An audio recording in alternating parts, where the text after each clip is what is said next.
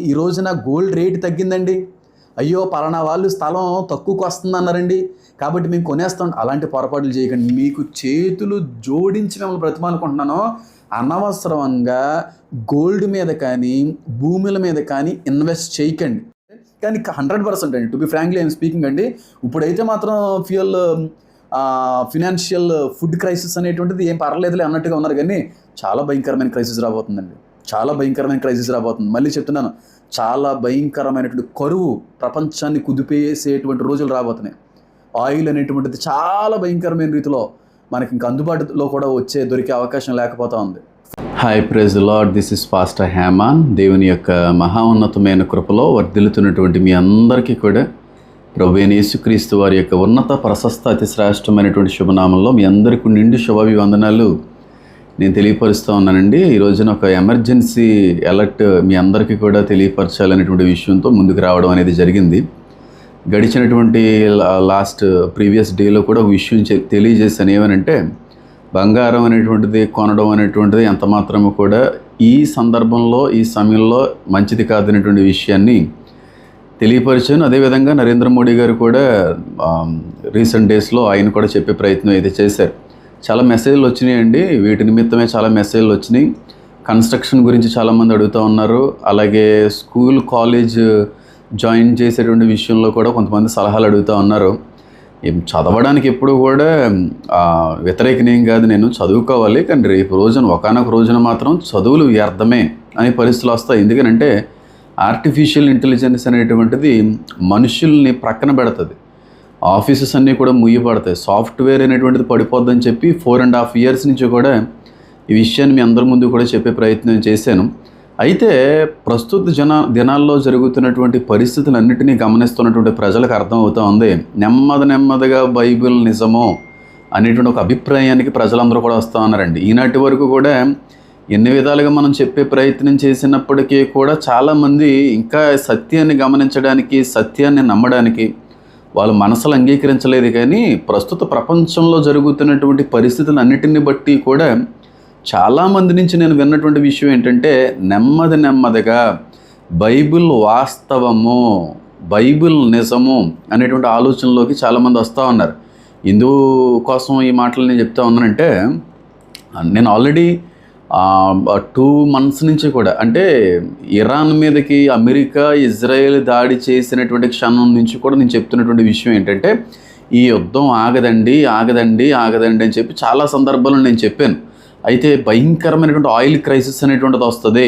అయితే ప్రస్తుతం నరేంద్ర మోడీ గారు అయితే ఏం భయపడక్కర్లేదు, మనకు కావలసినంత ఆయిల్ నిల్వలు ఉన్నాయి, 3 నెలలకి సరిపోయేంత ఆయిల్ ఉంది, 3 నెలలకి సరిపోయేంత గ్యాస్ కూడా మన దగ్గర ఉంది అని వాళ్ళు కూడా దేశ ప్రజల్ని ధైర్యపరచడానికి వాళ్ళ యొక్క ప్రయత్నాలు చేశారు. ఆ సందర్భంలో కూడా నేను చెప్పినటువంటి మాట ఏంటంటే, చాలా విషయాలు మన దేశ నాయకులు అధికారులు చెప్పట్లేదు, ఎందుకంటే ప్రజల ఆందోళనలోకి వెళ్ళేటువంటి పరిస్థితులు వస్తాయి అనేటువంటి విషయాన్ని కూడా చెప్పాను.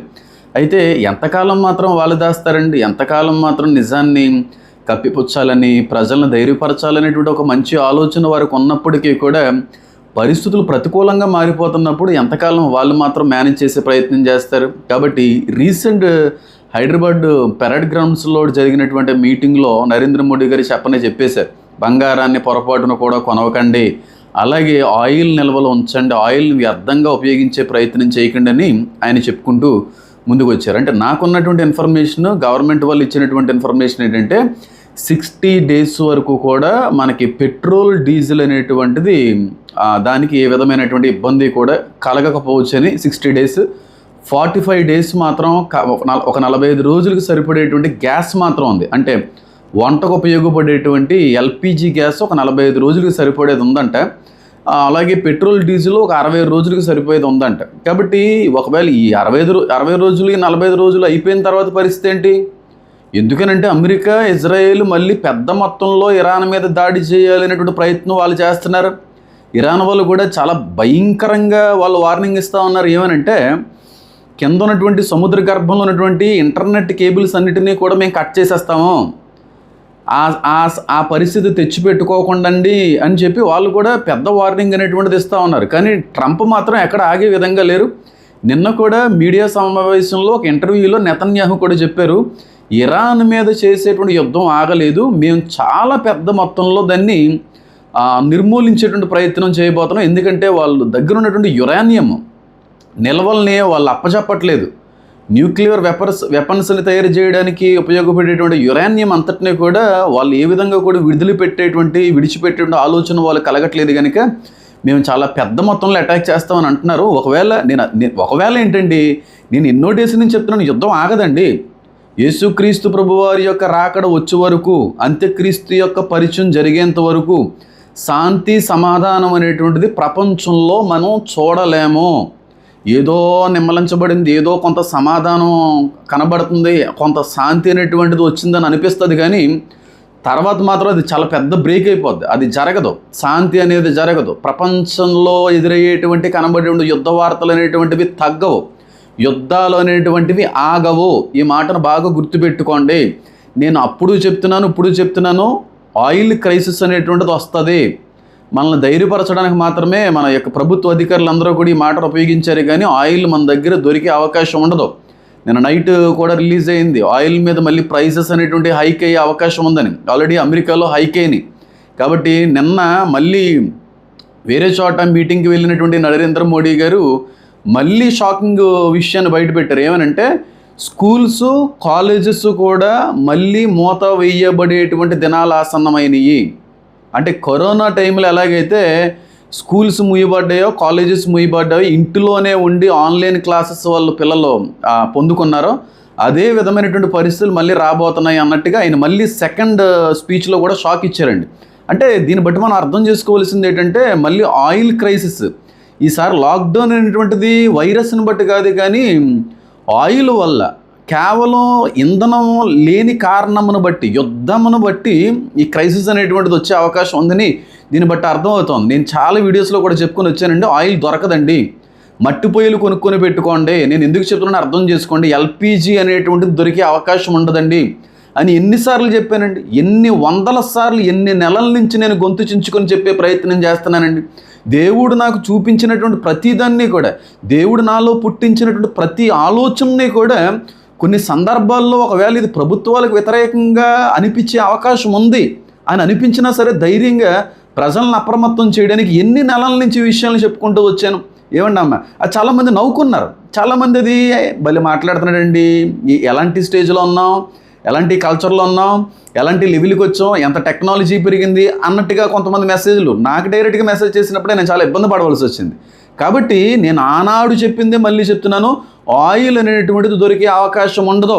అంటే కొన్ని రోజులు ఏదో అలా మేనేజ్ చేయగలుగుతారు, కానీ ఫ్యూచర్ డేస్లో ఆయిల్ దొరకదు, ట్రాన్స్పోర్ట్ ఆగిపోతుంది. నేను మళ్ళీ చెప్తున్నాను, ఆయిల్ దొరకదు, ఫ్యూచర్ డేస్లో ట్రాన్స్పోర్ట్ ఆగిపోతుంది, వెహికల్స్ అనేటువంటివి కదలవు, వంటకి సంబంధించినటువంటి నూనె, వంటకి సంబంధించినటువంటి ఎల్పిజి గ్యాసెస్ కూడా దొరకవు. కాబట్టి ఆ రోజు చెప్పిందే మళ్ళీ చెప్తున్నాను, మన పితరులు వాడినటువంటి, మన పూర్వీకులు వాడినటువంటి ఆ మట్టి కర్రల పొయ్యిలు మన దగ్గర ఉంచుకోవడం చాలా వరకు మంచిది.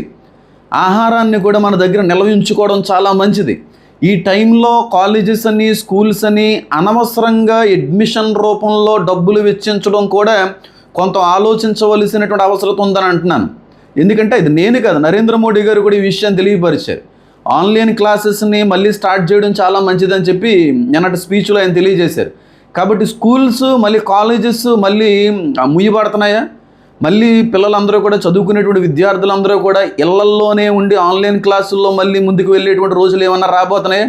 ప్రస్తుత దినాలన్నీ కూడా చూస్తుంటే ఉచ్చు మరింత బిగుస్తుందే తప్ప ఎక్కడో కూడా తగ్గట్లేదు. ఉచ్చు రోజు రోజుకి పెరిగిపోతుంది, మరింత బిగుసిపోతూ ఉంది. క్రైసిస్ అనేటువంటిది ఎక్కువ అవుతుందో తప్ప ఎక్కడ తగ్గుముఖం పట్టేటువంటి అవకాశం కనబడట్లేదు. కాబట్టి ఆలోచన చేయండి. మళ్ళీ ముందు రోజుల్లో కూడా మనకు ఉపయోగపడేటువంటి ఎలక్ట్రిసిటీ కూడా దొరకదండి. ఇది 4.5 years నుంచి కూడా చెప్తున్నాను. ఒకవేళ ఆ విషయాలన్నీ కూడా వింటున్నామండి, మేము విన్నామండి, మేము చూసామండి, మేము ఫాలో అయ్యండి అన్నవాళ్ళు ఎవరన్నా ఉంటే దయించి కమెంట్స్లో తెలియజేయండి. మీరు చెప్పారు, మేము విన్నాం అన్నది తెలియజేస్తే కొత్తగా వచ్చిన వాళ్ళకి అది నమ్మడానికి అవకాశం ఉంటుంది. కాబట్టి ఈ విషయాన్ని గమనించి వాటినన్నిటినీ కూడా వింటున్నటువంటి వాళ్ళందరూ కూడా కింద కమెంట్స్ రూపంలో చెప్పామా లేదా అనేటువంటి విషయాన్ని కూడా తెలియపరచండి. ఫ్యూచర్ డేస్లో కరెంట్ ఉండదు, పవర్ ఆగిపోతుంది, అందుకే చాలామంది అప్రమత్తమై సోలార్ కనెక్షన్స్ కూడా పెట్టించుకుంటున్నారు. గవర్నమెంట్ వాడు కూడా 78,000-80,000 సబ్సిడీ ఇవ్వడంలో ఉన్న కారణం కూడా ఇదే. ఎందుకంటే ఫ్యూయల్ అనేటువంటిది ఆగిపోతే ఎలక్ట్రిసిటీ అనేటువంటిది కూడా ముందుకు వెళ్ళే అవకాశం ఉండదు. పవర్ జనరేటర్స్ అనేటువంటిది పనిచేయు, ఇండస్ట్రీస్ అనేటువంటివి మూయబడతాయి. నేను మళ్ళీ చెప్తున్నాను, ముందు రోజుల్లో ఆయిల్ మాత్రమే కాదు, పవర్ కొరత, పవర్ కట్ కూడా రాబోతుంది. ఒకవేళ మీకు కరెంట్ అనేటువంటిది చాలా అవసరం అనేటువంటి పరిస్థితుల్లో ఉంటే సోలార్ని కూడా ప్రస్తుత దినాల్లో చాలా తక్కువకే వాళ్ళు అందిస్తున్నారు కనుక దాని మీద కూడా మీరు ఏదన్నా కనెక్షన్స్ వేయించుకోవడం అనేటువంటి కూడా చాలా మంచిది. నేను మళ్ళీ చెప్తున్నాను, ఇది ప్రాఫెసీ అనుకుంటారా మరి ఏమనుకుంటారో నాకు తెలియదు. నేను చూసినటువంటి దర్శనాలు మాత్రమే మీతో పంచుకుంటున్నాను. విమానాలన్నీ కూడా ముయ్యబడతాయి, ఎయిర్పోర్ట్స్ అన్నీ కూడా లాక్ చేయబడతాయి, విమాన సదుపాయం అంతా కూడా ఆగిపోతుంది, చాలా ఫ్లైట్స్ అనేటువంటివి క్యాన్సిల్ అవుతాయి. ఈ మాట గుర్తుపెట్టుకోండి, ఫ్లైట్స్ అనేటువంటివి క్యాన్సిల్ అవుతాయి. చాలా ఫ్లైట్స్ సంబంధించినటువంటి ఆ కంపెనీస్ అన్నీ కూడా ముయ్యబడతాయి. ఎయిర్పోర్ట్స్ కూడా చాలా నిశ్శబ్దమైనటువంటి వాతావరణంలో చూసిన దర్శనాన్ని. ఎయిర్పోర్ట్స్లో మనుషులు కనబడట్లేదు, ఖాళీగా కనబడుతుంది. ఆ రోజులు చాలా దగ్గరలో ఉన్నాయని నేను ముందుగానే మీ అందరినీ కూడా హెచ్చరిస్తున్నాను. కాబట్టి జాగ్రత్త పడండి. ప్రకటన గ్రంథంలో మత్తయి సువార్తలో ఉన్నటువంటి మాటలను ఒకసారి ఖాళీ ఉంటే కూర్చొని చదివే ప్రయత్నం చేయండి. నూనెను ద్రాక్షరసాన్ని పాడు చేయకండి. భయంకరమైనటువంటి ఆహార కొరత కూడా రాబోతూ ఉంది, కరువు కూడా సంభవించబోతూ ఉంది. ఇవన్నీ కూడా దేవుని యొక్క రాకడ సూచనలేని చాలా సందర్భాల్లో చెప్పుకుని వచ్చిన బైబిల్ కూడా అదే చెప్తా ఉంది. భూకంపాలు కనబడతాయని, వస్తాయని, కరువులు సంభవిస్తాయని, యుద్ధ వార్తలు వింటారని, యుద్ధ సమాచారాలు వింటారని, ఇవన్నీ ఇంత స్పష్టంగా రాసినప్పుడు కూడా మనం అర్థం చేసుకోకపోతే ఇంకేం చేయాలి చెప్పండి. నేను మళ్ళీ చెప్తున్నాను చూడండి, ఫ్లైట్స్ క్యాన్సిల్ అవుతాయి, ఎయిర్పోర్ట్స్ ముయ్యబడతాయి, ఎయిర్పోర్ట్స్లో మనుషులు అనేటువంటి వాళ్ళు కనబడరు, ఆ విధమైనటువంటి రీతిలో ఖాళీ అయిపోతాయి. అది మీరు ముందు రోజుల్లో కూడా చూస్తారు. కాబట్టి ఆయిల్ క్రైసిస్ అనేటువంటిది చాలా ఎక్కువ మొత్తంలోనే జరిగే అవకాశం కనబడుతుంది. ఎందుకంటే రోజుకి కొత్త వార్తలు వాళ్ళు చెప్తున్నప్పుడు మరి మనం అందరం కూడా జాగ్రత్త పడవలసిన అవసరం ఉంది కనుక కదా వాళ్ళందరూ కూడా చెప్తున్నారు. నరేంద్ర మోడీ గారు అంత ఉన్నతమైనటువంటి స్థానంలో ఉన్నటువంటి వ్యక్తి కూడా ఈ రోజున అన్ని విషయాలు చెప్తూ ఉన్నారంటే మనం అప్రమత్తం అవ్వాలనే కదా. వాళ్ళు ప్రయత్నాలు వాళ్ళు చేస్తున్నారు, వాళ్ళ జాగ్రత్తలు వాళ్ళు చేసుకుంటా ఉన్నారు. అలాగే చాలా విధాలుగా సంధి కుదర్చడానికి, శాంతి ఒప్పందాన్ని తీసుకుని రావడానికి కూడా, యుద్ధాన్ని ఆపడానికి కూడా ప్రయత్నాలు జరుగుతున్నప్పటికీ కూడా మూర్ఖులు, ఆ ఇరాన్ వాళ్ళందరూ కూడా భయంకరమైన మూర్ఖ స్వభావాలు.